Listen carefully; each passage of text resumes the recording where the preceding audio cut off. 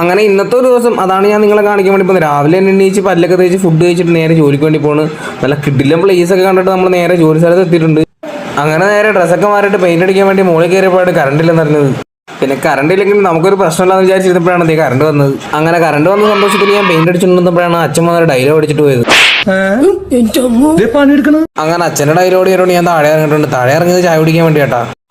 അപ്പൊ ഇതാണ് നമ്മുടെ പണി സൈറ്റ് വരുന്നതെന്ന് വെച്ചാൽ ഒടുക്കത്തെ അഭിനയത്തിന് മികച്ച നടനുള്ള അവാർഡ് കൊടുക്കേണ്ട ഒരാളാ കേട്ടെ ഈ നിന്ന് പെയിന്റ് അടിക്കുന്നത്. മുഖത്ത് കാണാൻ പെയിന്റ് തൂത്ത് കളയാൻ പറഞ്ഞപ്പോൾ ഒറിജിനാലിറ്റിക്ക് വേണ്ടി അത് അവിടെ ഇരുന്നോട്ടെന്ന് പറഞ്ഞ ആളാ.